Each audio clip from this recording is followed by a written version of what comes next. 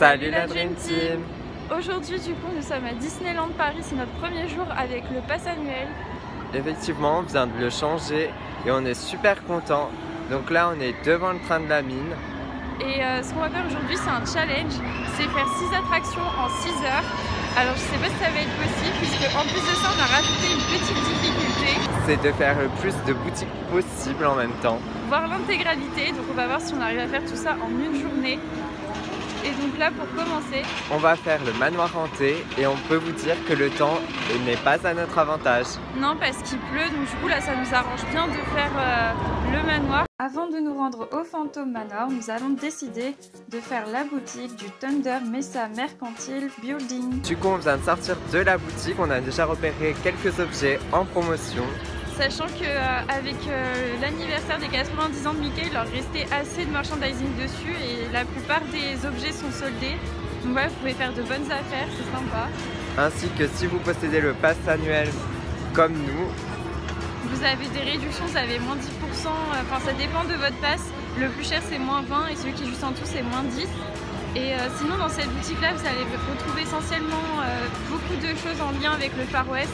Donc vous avez Pocahontas, Toy Story, mais par contre il y a aussi les tranches Noël de Monsieur Jack ainsi que Ratatouille. Alors on s'est dirigé vers le Phantom Manoir mais celui-ci est momentanément interrompu. Du coup, en attendant que nos passe-passe soient valides pour Peter Pan et le train de la mine, nous allons faire la cabane de Robinson.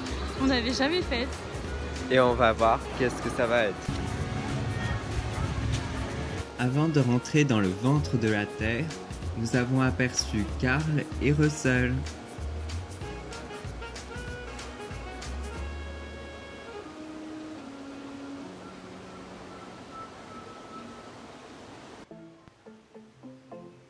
Une fois que vous serez à l'intérieur, vous pourrez remarquer que ça ressemble étrangement à la grotte des pirates, c'est-à-dire que vous êtes immergé dans le noir et dans une sorte de labyrinthe. Tout autour de vous, il n'y a pas vraiment de décor, mais vous avez des ambiances sonores qui vous accompagnent tout au long de votre visite. C'est pas une attraction à proprement dite et je trouve que ça fait plus perdre du temps qu'autre chose étant donné qu'il n'y a rien à admirer et rien à ressentir en termes d'émotion.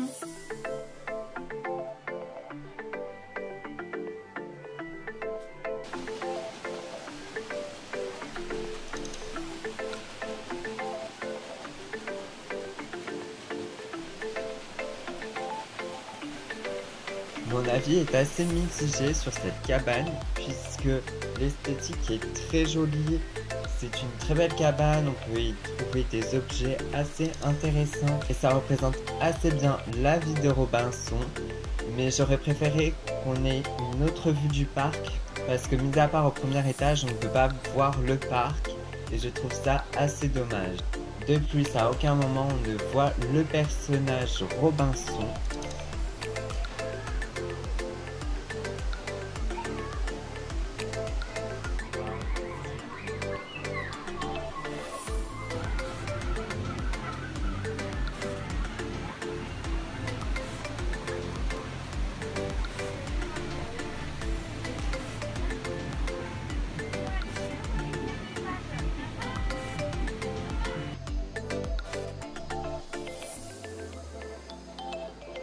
Après avoir terminé notre visite dans la cabane des Robinson, nous avons décidé de faire le Temple Traders Boutique où vous retrouverez essentiellement du merchandising autour du Roi Lion, mais aussi sur le film Indiana Jones. Et puis, il est enfin venu l'heure pour nous d'utiliser nos fast-pass pour l'attraction Peter Pan.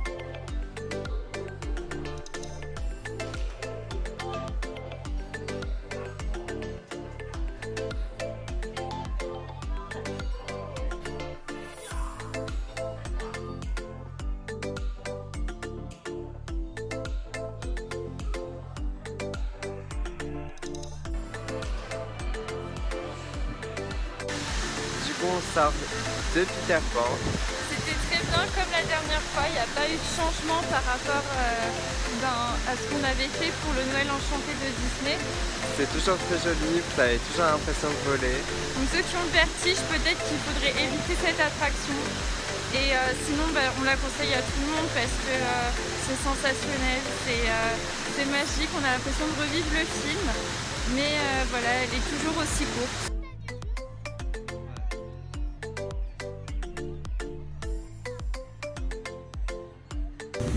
Donc là, on vient de sortir du Big Thunder Mountain. On avait pris des fast-pass pour le coup.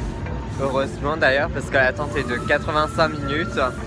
Et là, on va se diriger vers Discoveryland. On va voir quelle attraction on va faire, parce qu'on ne sait pas encore par rapport au temps d'attente. Et sur le passage, on va essayer de faire quelques boutiques pour pouvoir remplir le compteur.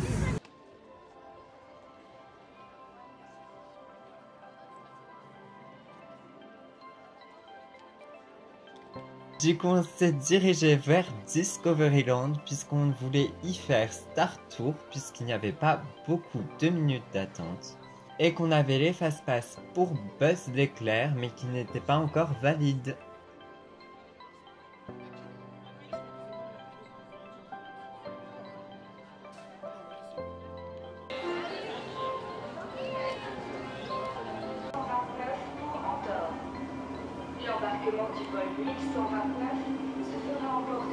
On est toujours impressionné par le budget qu'a mis Disneyland Paris dans la queue de cette attraction car elle est juste sublime.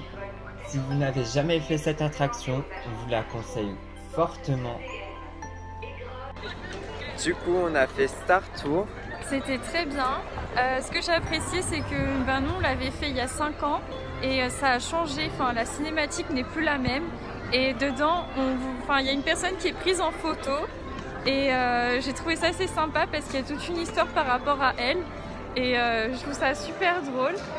Et aussi, ce qui m'a plu, c'est qu'il n'y a pas eu beaucoup de queue. 15 minutes. Ouais, c'est rien parce que quand on était y allé il y a 5 ans, on avait fait 40 minutes de queue. Et c'était insupportable. Donc là, on est content parce qu'il y a beaucoup moins de monde. Surtout qu'aujourd'hui, ils avaient annoncé de la pluie. Nos fast-pass pour Buzz l'éclair n'étant toujours pas valides, nous avons décidé de faire l'attraction Mickey et son orchestre Filaire Magique.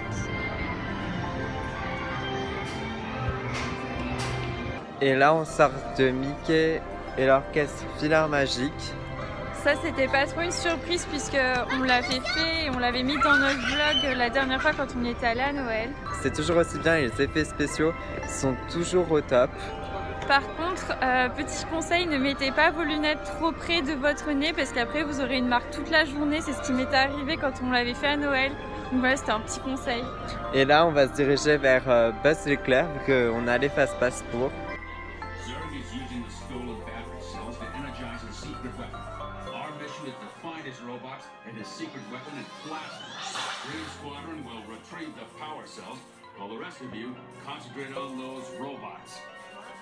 You'll rendezvous at Planet Z. I will remain here at Star Command to coordinate the mission. Battle stations. Report to the flight deck for immediate launch. To infinity and beyond. Bon, là, Thomas, il m'a atomisé avec son score. C'est sûr, 93 000. Comparé à 21 000, ouais, c'est pas beaucoup, hein. En attendant que nos fast-pass pour le Hyperspace Mountain soient valides, nous avons décidé de faire les boutiques de Main Street et de nous accorder une petite pause déjeuner.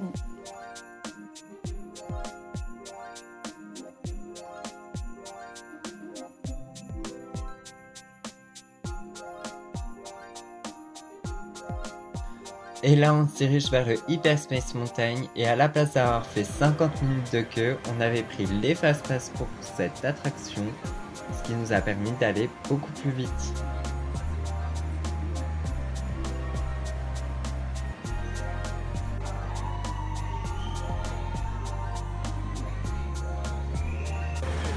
Du coup, là, on sort de Space Mountain qui maintenant s'appelle Hyperspace Mountain.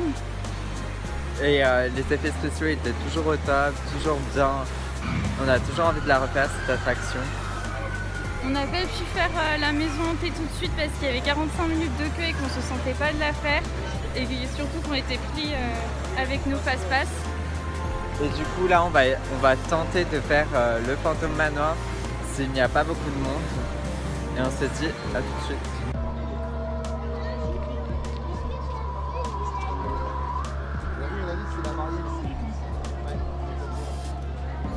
Après maintes et maintes tentatives, nous avons pu enfin faire l'attraction du Phantom Manoir, que nous n'avons pas refait depuis sa réouverture. Et vous pourrez en découvrir un peu plus sur nos avis et surtout sur l'attraction en elle-même dans une prochaine vidéo. C'est pourquoi nous vous invitons à cliquer sur la cloche des notifications si ce n'est pas déjà fait et surtout à vous abonner à notre chaîne YouTube.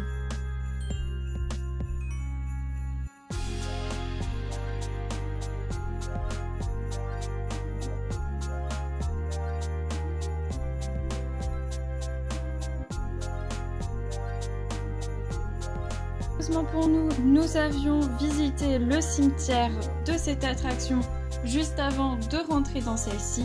Une chance puisque en sortant de l'attraction, nous sommes reçus des petits grêlons. Du coup là on va aller au Hollywood Studio, mais on va attendre un peu que ça se calme. Et du coup dans notre compteur, c'est notre 6e attraction.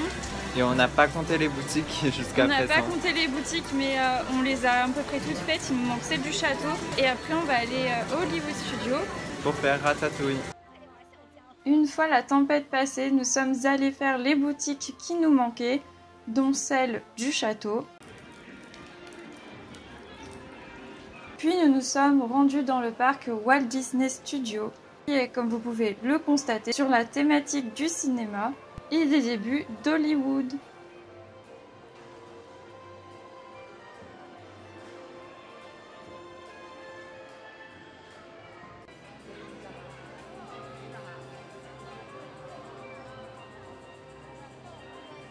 Pour la saison Marvel, Disneyland Paris a investi dans des immenses statues qui sont impressionnantes et très belles, qui sont à l'effigie des super-héros. Vous pourrez notamment retrouver Captain Marvel, Hulk, Black Panther et Iron Man.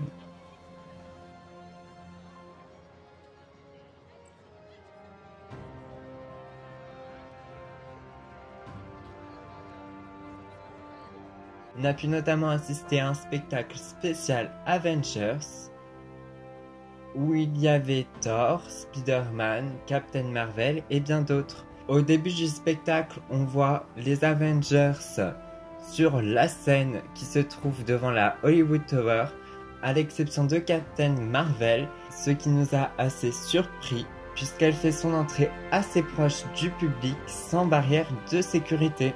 Ce qu'on peut dire sur ce petit spectacle, c'est qu'il était globalement bien au niveau des effets spéciaux. Par contre, le dialogue reste à revoir puisqu'il fait assez enfantin. Par exemple, à un moment donné, Captain Marvel va dire « Tu veux qu'on le fasse à la cool ou à la dure ?» Et les répliques sont du même genre pendant tout le long du spectacle.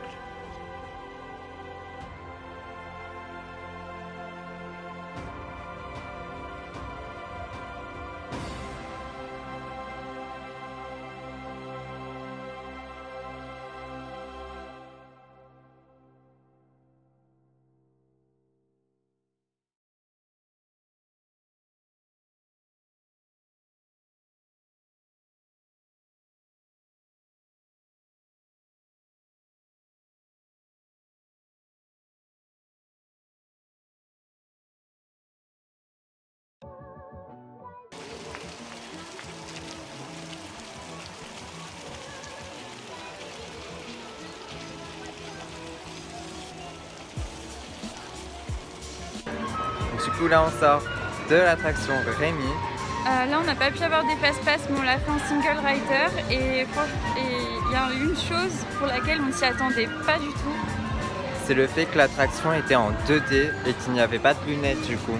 Et c'était vraiment moins immersif par rapport à l'attraction qu'on connaît de base. Ils n'ont pas changé les cinématiques, mais voilà, quand il n'y a pas la 4D, ça change tout en fait. Vous êtes moins dans la peau de la souris. Ouais, on est moins dans la peau de Rémi. À un moment donné, il y a le plafond qui s'ouvre. Et c'est beaucoup moins impressionnant la chute de Rémi que ce que c'était quand c'était en 4D, quoi. Puis j'ai aussi l'impression que du coup ça a perdu en qualité par rapport à la 3D. Oui, parce que quand les personnages bougent, on voit que c'est en mode progressif et pas entrelacé. Ce qui fait que les personnages ils ont un mouvement qui est assez saccadé et vous avez moins le temps d'apprécier les mouvements de l'animation. Et là, on va continuer à faire quelques boutiques pour pouvoir réussir notre challenge, mais en tout cas on a pu faire plus de 6 attractions. Pour un samedi, c'est quand même pas mal. Nous terminons ce vlog par les dernières boutiques que nous avons pu faire dans le parc, mais aussi dans le Disney Village. Nous espérons que ce challenge vous aura plu. Si vous voulez voir beaucoup plus de contenu sur Disneyland Paris, nous vous invitons à nous suivre sur Instagram et à vous abonner à notre chaîne YouTube. On se retrouve très vite pour une prochaine vidéo sur le thème du Phantom Manor. Ciao!